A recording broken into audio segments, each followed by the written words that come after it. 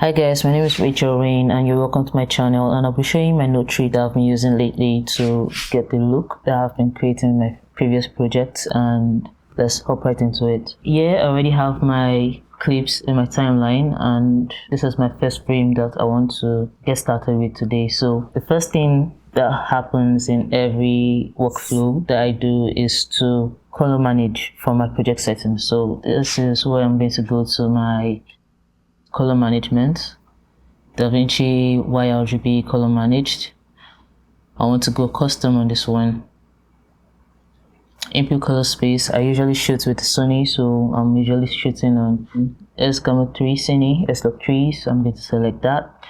And the timeline color space I'm going to be working with is DaVinci Wide Gamut. For my working luminance, I'm going to take this to 10,000 nits. Then my output color space, I got this trick from Emmanuel King, really good guy, he's a genius.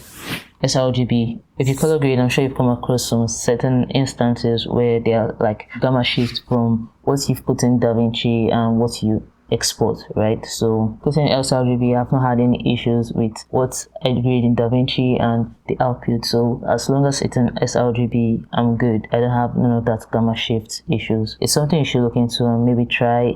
And if it works for you, just let me know in the comments. No, I don't have any business there, do I? I don't have any business there actually. None. I want to take this to luminous mapping. Trilinear. I got this from Cullen Kelly the other day. Tetrahedral. You want to put your 3D lookup table interpolation on tetrahedral and not trilinear.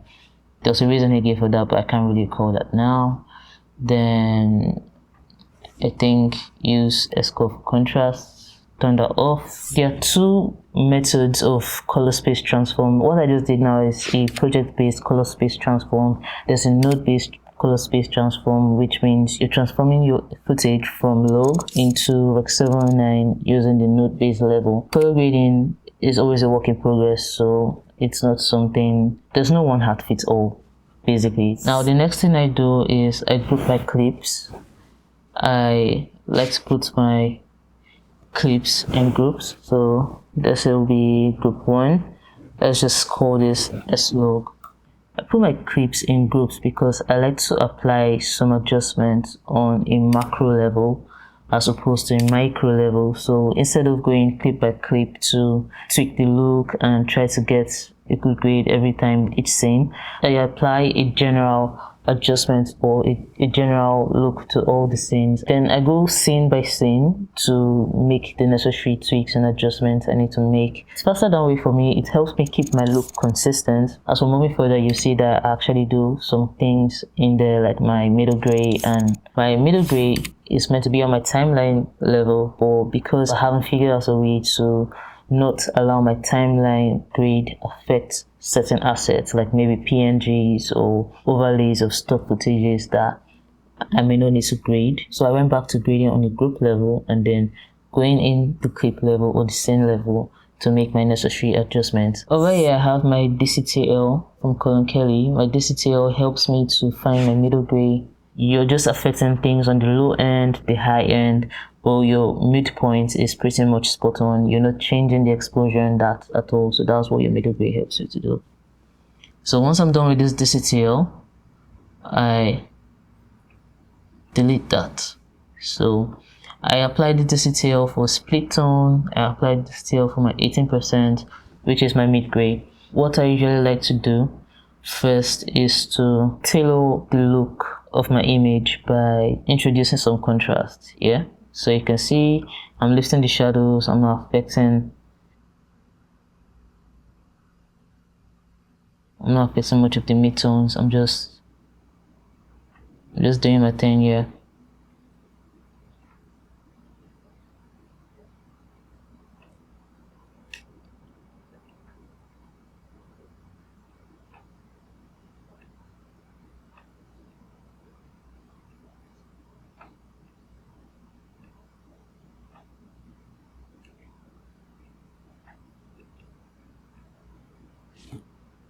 I just toned off the shadows a little bit and I brought down the highlights. Over here I'm going to apply my LUT, so I go over here to LUT.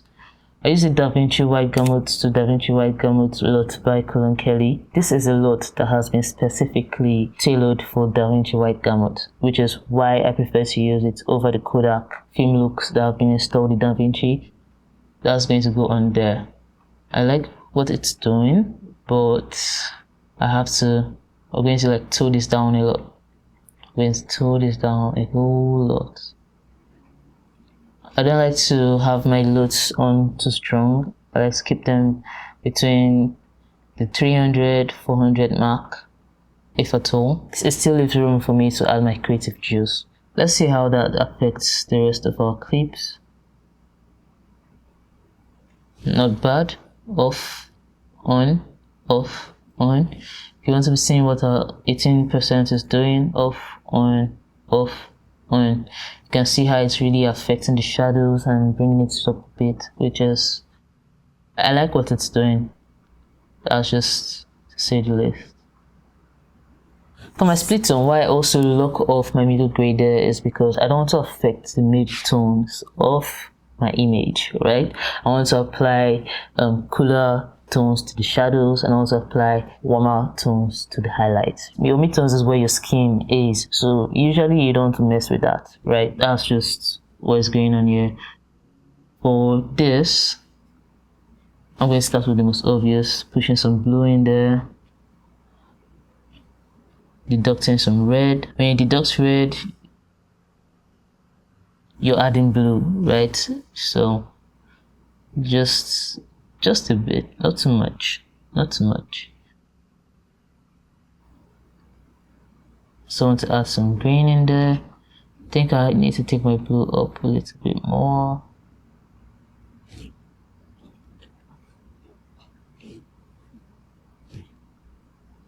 Let me collapse this so that I'm actually seeing what is going on.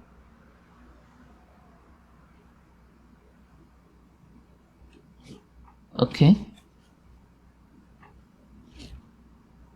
At least you can see what that is doing there, and if you feel like the effect is too strong for you, you can always tone it a bit back, either by messing with the sliders here or reducing your key gain. You can always reduce your key, so don't be afraid to try shit out and crank things up.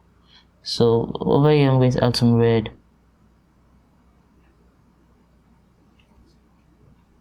I'm going to deduct some blue.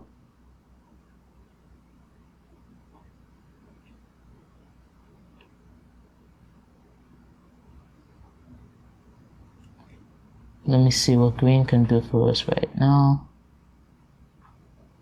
Also deduct some green as well. When you deduct green, you add magenta.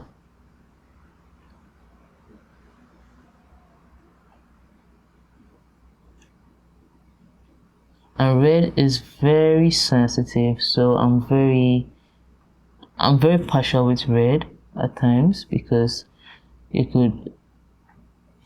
see what I mean? You could just end up doing what you didn't really mean to do with red. It's very easy to lose your shit with red. And I don't want it too magenta either.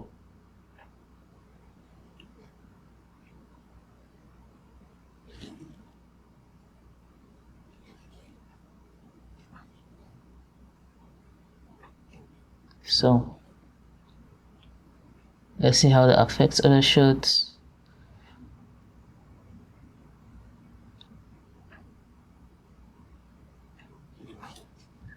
This is what a split tone is doing over here.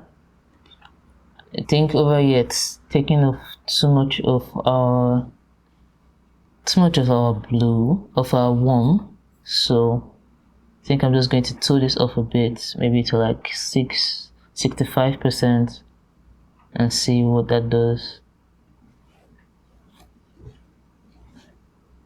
That's much better.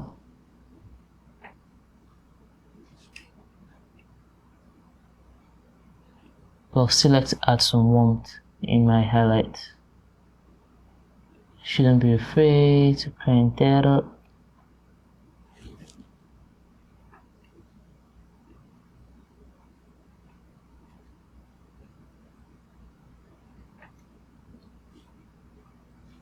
There's another thing you could do with your highlights and shadows. Like you can see, my midtones are actually not all that affected, right? This is without a split tone, this is with a split tone, and you can see that you're already getting that kind of filmic look to it, right? Another thing you could do is the middle gray here is locked, but if I hold my option and I click on red, I'm in red now, and I click on red, right? I bring this down a little bit, I go to my green and do the same thing, hold option, align it with where my red is, go to blue, hold option, align it to where my red and green are. That's for the highlights. So the effect starts after, a certain place. So I'm going to do that for my blue, for my shadows. I'm going to do the same thing for my green and my shadows. I'm going to do the same thing for my red and my shadows. I wish I had taken a screenshot before that and after, so you can see that it's affecting less of your midtones now. You could do the same thing for the lower ends and the higher ends of your image. But I usually don't like to do that. I like to have the full spectrum affected, and I think I'm okay with this. At this point, I think I would like to go into my clip-based adjustments, right? So in my clip-based adjustment, let me apply my tree here. I have my new tree saved as a power grade anyway, which is actually a very good thing to do because it saves you a certain amount of time, right? And as a colorist or as a videographer or someone that just needs to color their own work or other people's work, you want to be able to get jobs out as fast as possible and as painlessly as possible. So anything that you can do, be ahead of time to save you time when you need time. Anything you can do to actually save you time is gold. For this node tree, I want to explain something real quick. I have 4 parameters that I consider when grading, and those are exposure, contrast, balance, which is white balance, and saturation. This first node here, let me name this, let me say ratio. I deal with both my exposure and contrast ratio here in this first node. Over here I have my balance,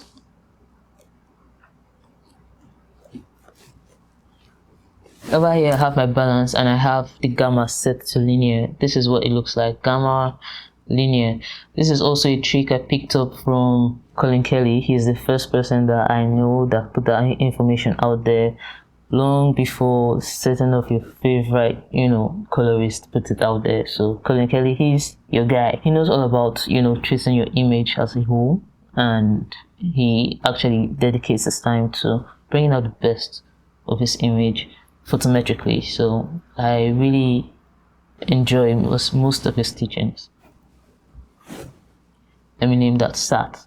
I have my saturation node here, and I set the color space to HSV, and I turned off channels 1 and 3. This is where you get the best, the gentlest, I won't say the best, but I'll say this is where you get like gentlest saturation. This is where you can introduce some gentle saturation into your image, right?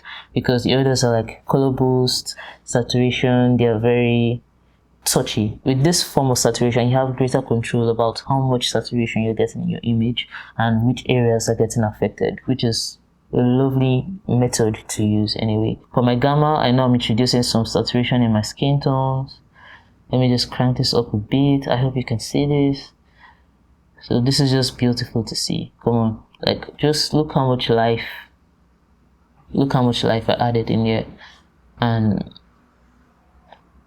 let me add some more in the highlights, so something like that, it just introduced a whole lot more life into the image, and you're not going overboard with it. It's sitting beautifully, it's not breaking at certain points, like it's adding a richness to your image. I don't think I want to touch anything else exposure wise. So this is what I've been able to achieve. We're just touching a few nodes. I'm not dancing all over the whole place, you get, and I'm just sticking to the basics. lovely life. So for balance, I think I like my balance where it is. I don't think I want to, let me check. For my balance, I like to use my vetroscope, and it's showing me that I have a lot of blue, especially UK. Yes, I have a lot of blue sky here. It's a little bit off to the green or so, I think. Never really. Let me try and see if I can get it so pleasant point.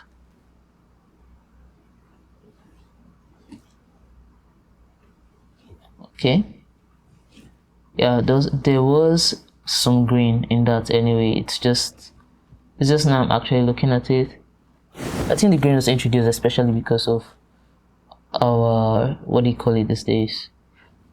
Our split tone. Or I think I'll just introduce some green back, so not too much. Yeah, just enough to lift off the skin tones for this one. And for ratio, I think I love where my exposure is sitting at currently. For my contrast, I have my pivot normally set to 0.336 in my primaries. This is supposed to also assist me maintain middle grade, by the way. So if you see this is what my pivot does. This is what my pivot does, but no, I think I actually want this to be a bit contrasty. Should use some contrast to make up for some that I lost during my middle grade exposure. This nodes under, right? I usually use this for like my hue versus hue.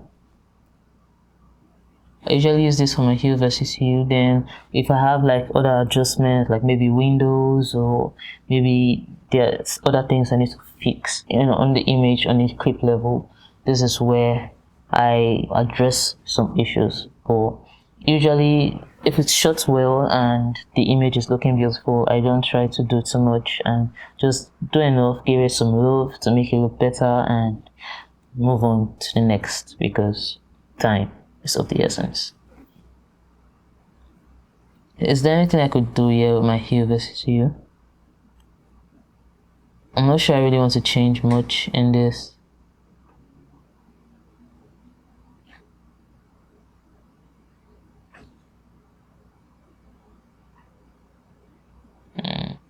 Interesting choices though.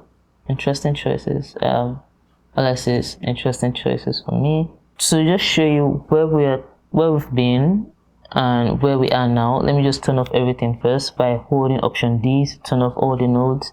So this is just what our, you know, general adjustment looks like. Then this is on our clip basis, and all we did was touch our saturation, balance, and exposure and contrast. And now we're touching the hue as well. So I don't know, it depends on the kind of look you're going for, but I think I want some more green in this. I don't really experiment with my greens, funny enough, or my blues, funny enough, and I want to adjust the look of the red just a bit. I don't want it to look too, just maybe introduce some tones of orange, just slightly. And not go overboard with it like this, but just enough. So over here, I think I'm just going to copy, apply grade, because I'm trying to keep the look consistent. So I'm not trying to start each clip afresh. I'm just trying to set the look, then tweak. So this is a pretty dark shot. I think what I would like to do is take out some contrast. I don't think I need that much contrast in the shot. It's already dark out. Let me reset my contrast first.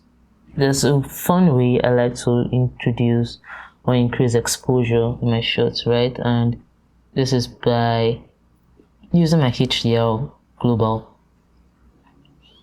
And I use it in increments of 0.25. So for me, 0.25 is like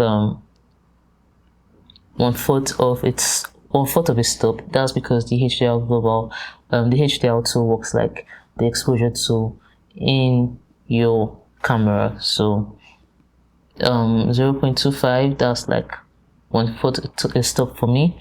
0.50, that will be half a stop. So you can see that I actually think half a stop looks great. I don't know about you. I think half a stop looks great. This is without it, this is with half a stop. So maybe I tool this off a bit. You know, it's all about massaging those midtones and highlights and shadows together. You just want everything to blend and look as natural as possible. Alright, so I think I'll still take this down a notch.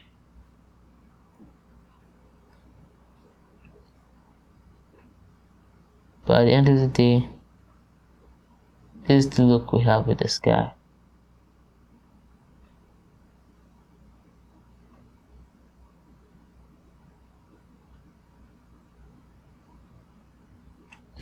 Not a bad look, not a bad look. And this was just with some minor adjustments or not. If I'm still not feeling okay with this, I can still go higher, like 0.75 to add a stop to that, like not exactly a stop, but to add half a stop to that, and it still looks great. This guy now, I was able to copy and paste the grade onto the last shot because they are both exteriors and shots within close times, right? But this now, this is uncharted territory. I'm going to actually work with this from the ground up. So let's go to my gallery, my node tree. See, that saves me so much time than trying to, create new nodes and whatnot. Zoom to window, please. Thank you. So if you remember, this is ratio, this is balance.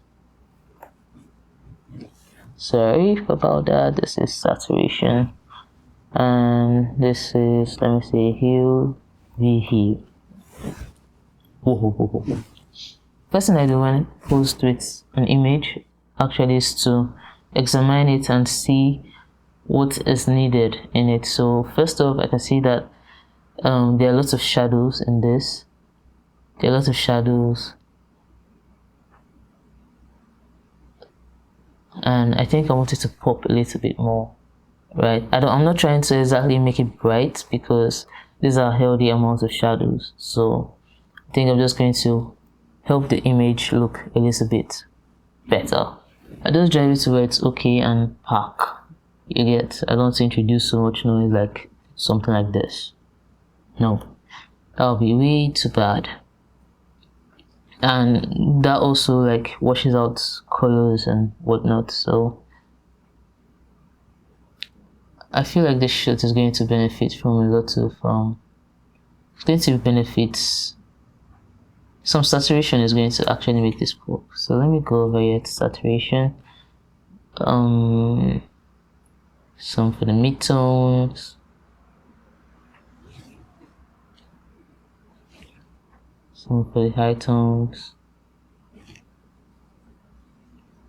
So already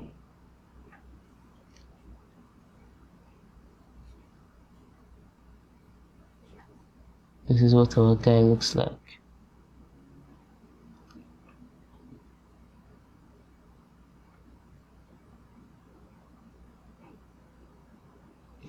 But it still looks a little bit dark. I'll try and tool this off here a bit. Try and massage that.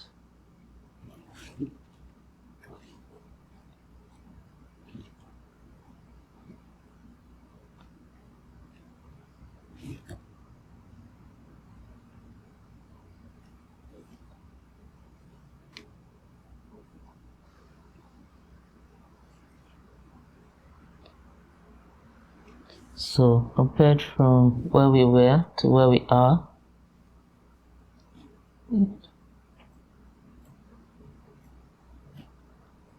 this is option D to turn off all the nodes and the clip on the same level, and this is us now.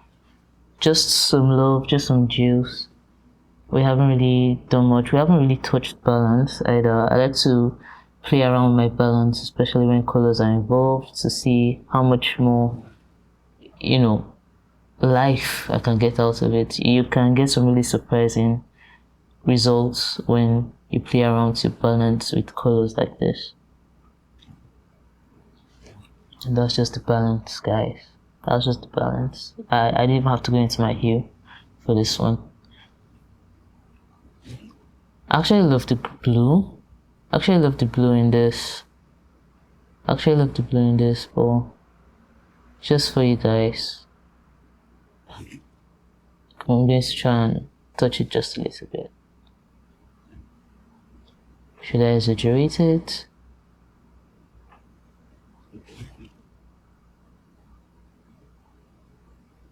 Do I make it more purple?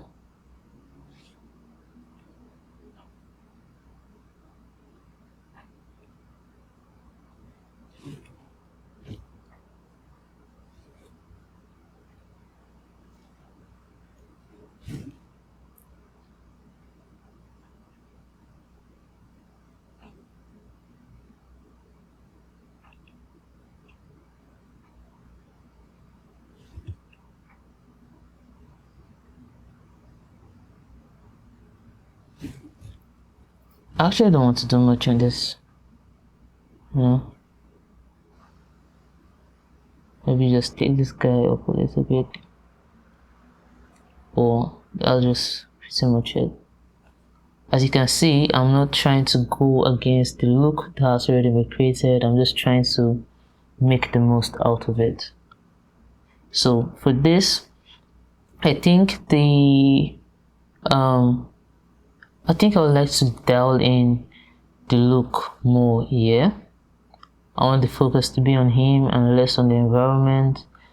As you can see, I feel, or rather to me, I feel like I'm more focused on the sides of what's happening on the sides on the screen than what's happening on him. Most likely because of how the lighting is. Oh, my bad. Invert this.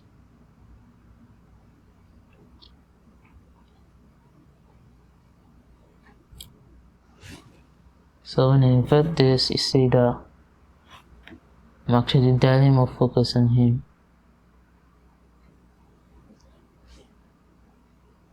For this, I think I'm done.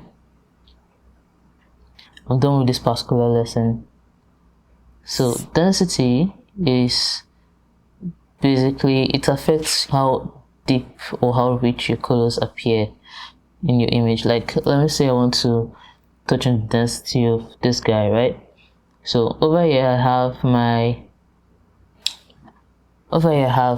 composite mode set to color, and to introduce some sort of density, I'm still using the older version of DaVinci Resolve, by the way. I select my top layer here, which is actually the bottom layer, and I select monochrome.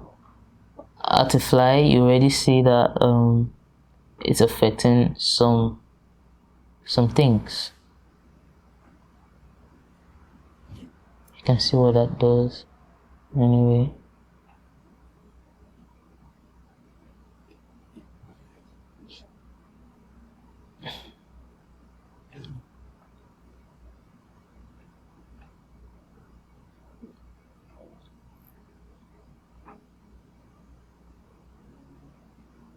Okay, I think I'm just going to finish up with this particular guy. I think I would like to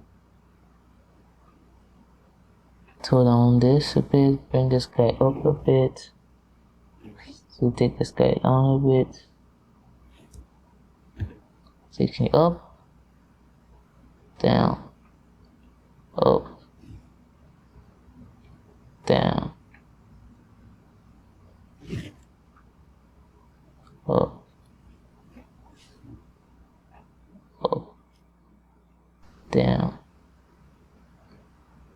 No, that's too much. That was actually an honest mistake. So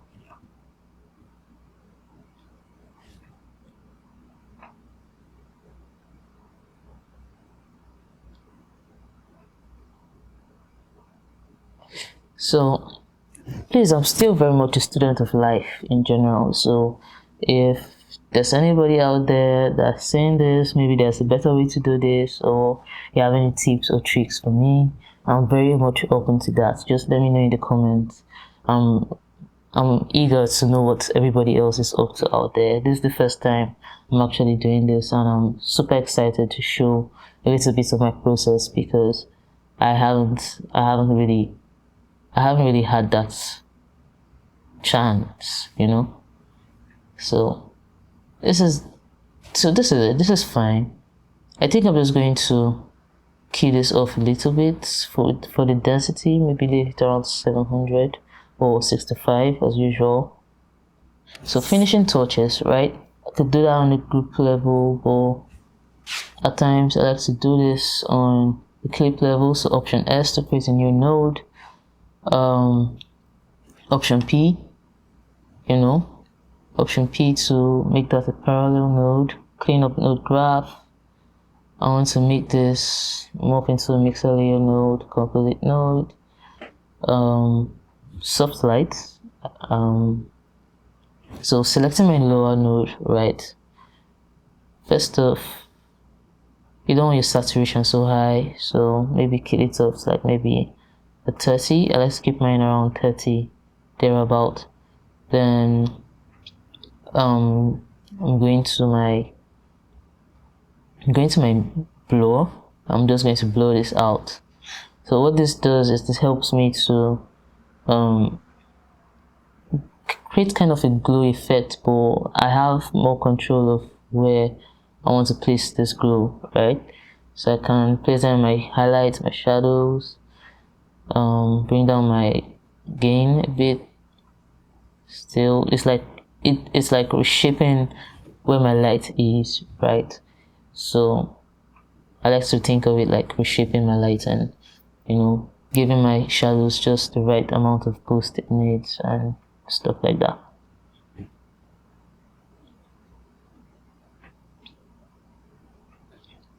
So I can leave that at 3. I don't want this to be so tough or so harsh, so I could do like 400 on this. Could do a 400 on this, and